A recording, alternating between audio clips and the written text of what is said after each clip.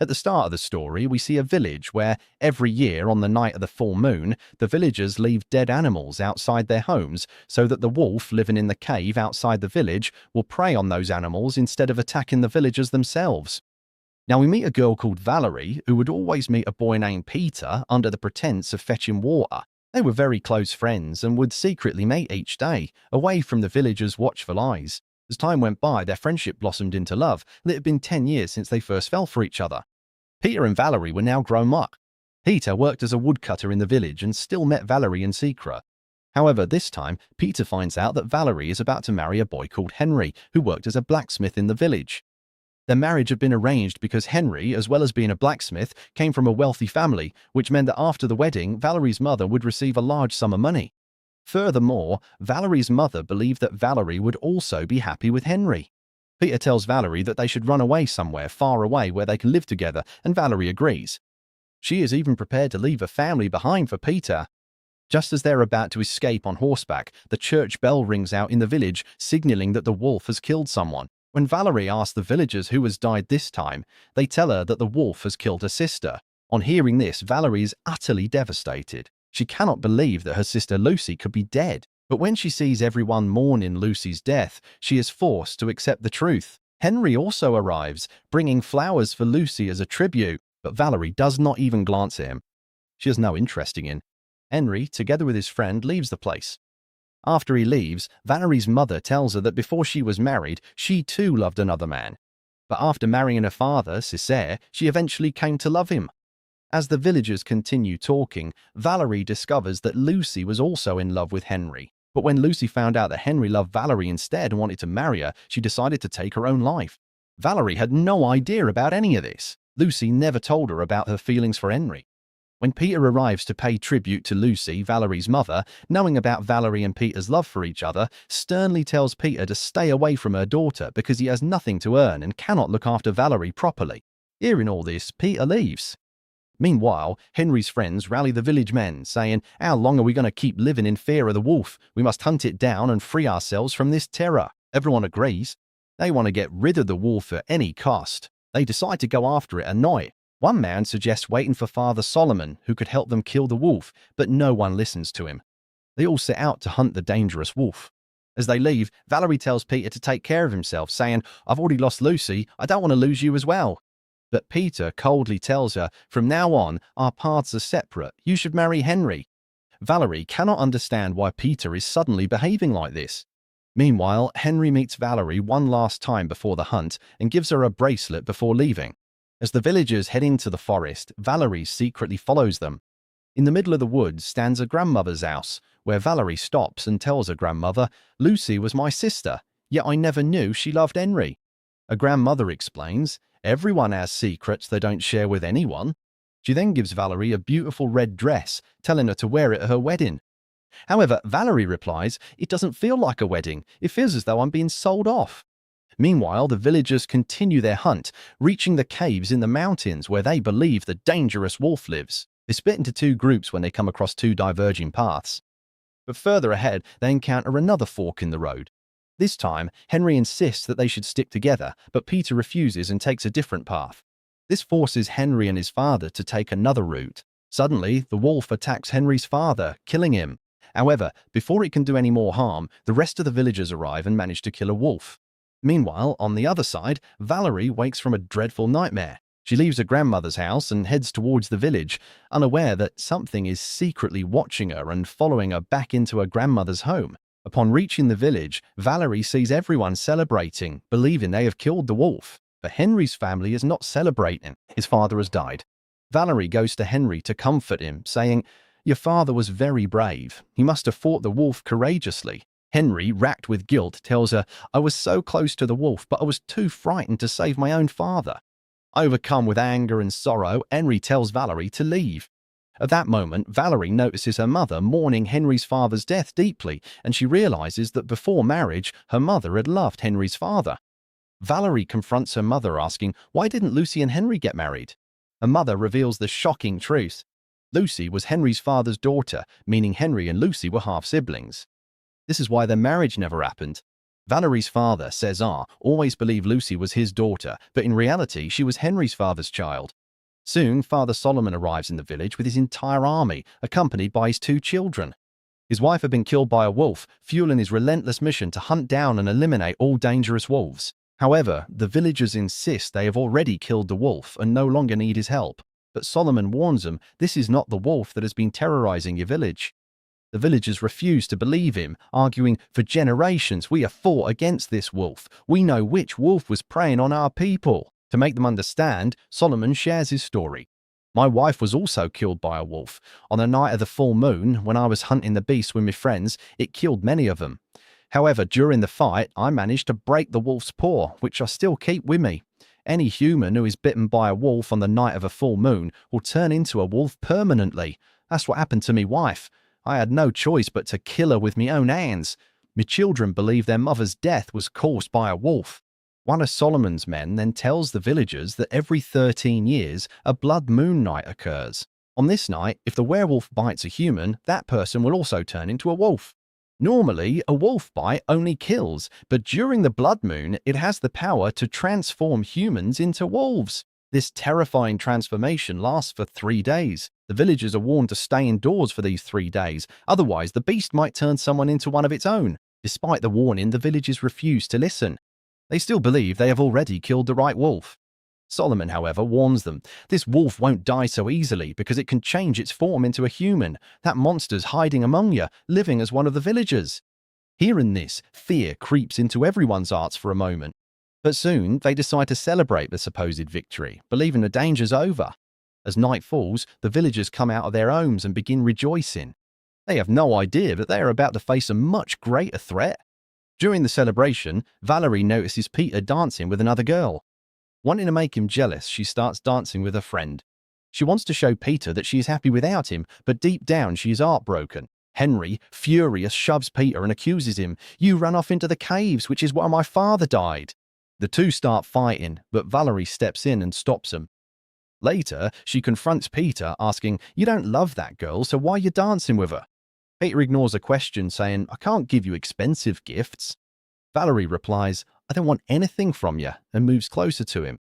Peter can't resist her, and they share a kiss. Unbeknownst to them, Henry sees them kissing.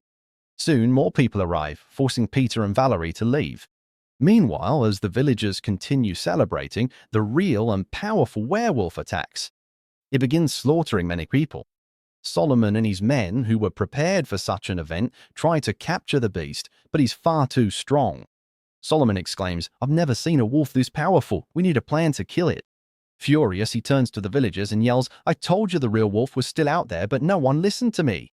Meanwhile, Valerie goes into hiding with her friend Roxanne in a house. But suddenly, a werewolf appears before them and starts talking to Valerie. The werewolf even knows Valerie's name. When Valerie looks into its brown eyes, she feels as though she's seen them somewhere before. The werewolf then tells her that she must come with him or he'll unleash a bloodbath upon the entire village. Just then, Solomon's men arrive to capture the werewolf, but as the werewolf flees, he warns Valerie that he'll return on the night of the blood moon. After this, he vanishes. Roxanne then questions Valerie, saying that she was talking to the werewolf, but she couldn't understand their conversation. This means that whatever the werewolf said to Valerie was incomprehensible to Roxanne. The next day, the entire village is in mourning. Dead bodies are scattered everywhere.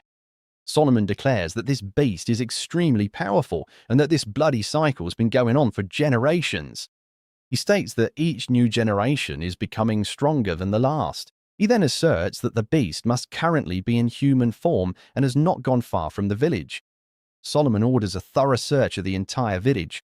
Just then, one of Solomon's injured men tries to get up. His brother helps him by giving him water, but Solomon insists that, as it is the time of the blood moon, this man would also turn into a beast. Without hesitation, he kills the injured man in front of his brother, who is left utterly devastated. Peter then tells Valerie that they must leave the village at once. However, Valerie cannot stop thinking about the werewolf and refuses to go with Peter. Suddenly, Valerie notices that her mother has scratches on her from the werewolf's claws. But when she looks towards her grandmother, she senses that something's amiss. Valerie tells her grandmother that the werewolf spoke to her. Her grandmother asks why she didn't tell anyone, and Valerie replies that only Roxanne knows about it. Later, when Valerie goes outside to fetch water from the well, Henry approaches her and says that he knows she loves Peter and will not marry him. He then tells her that he does not want to force her into marriage. Valerie returns his bracelet, and Henry is not too upset by it.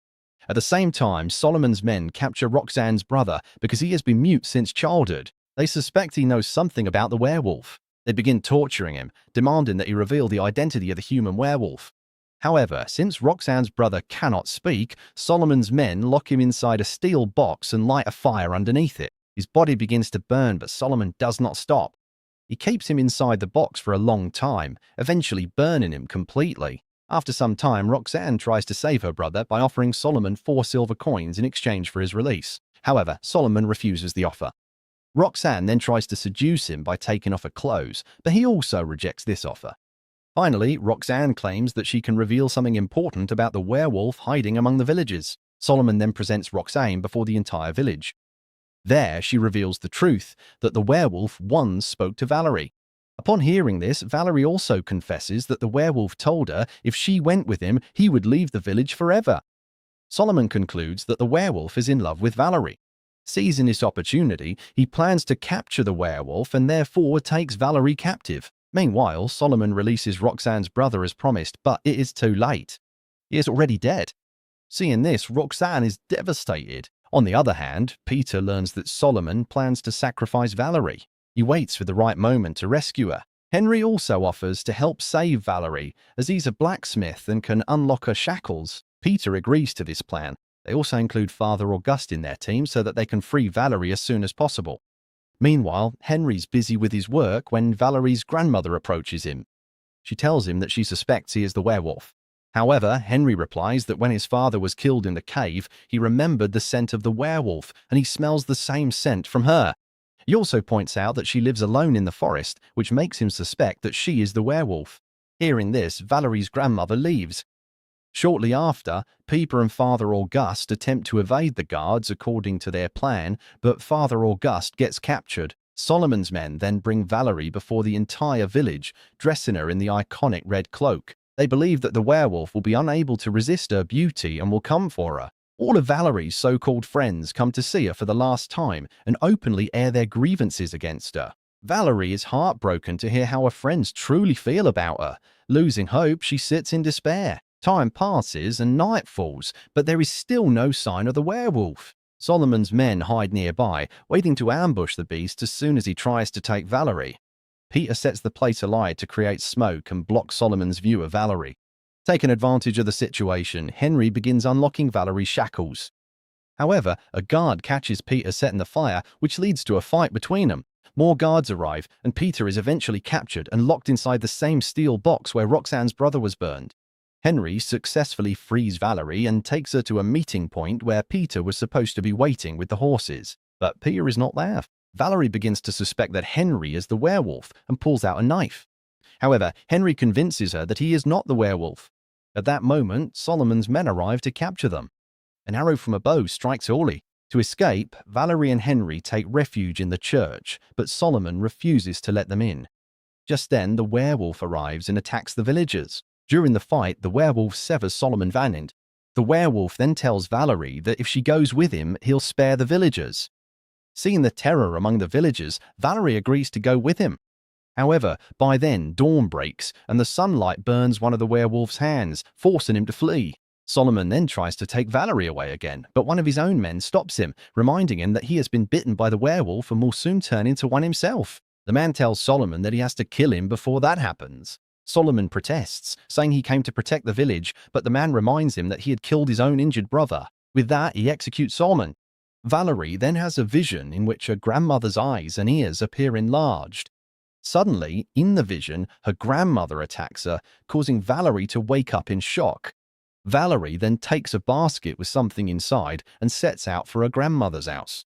On the way, she comes across Peter, whose hand is burnt. He tells her that Solomon's men locked him inside the steel box all night and he only just managed to escape. However, Valerie begins to suspect that Peter is the werewolf. Panicking, she accidentally stabs him and flees to her grandmother's house to hide. There, she tells her grandmother that she has worked out who the werewolf is.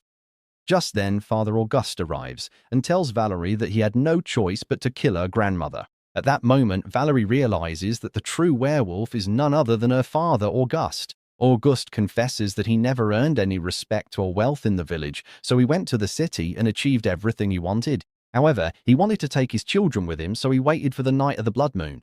He had summoned Lucy to the city, but when he discovered that Lucy was not his real daughter, he killed both Lucy and Henry's father. Since Henry recognized the werewolf's scent and detected the same scent on Valerie's grandmother, Auguste had to kill her as well.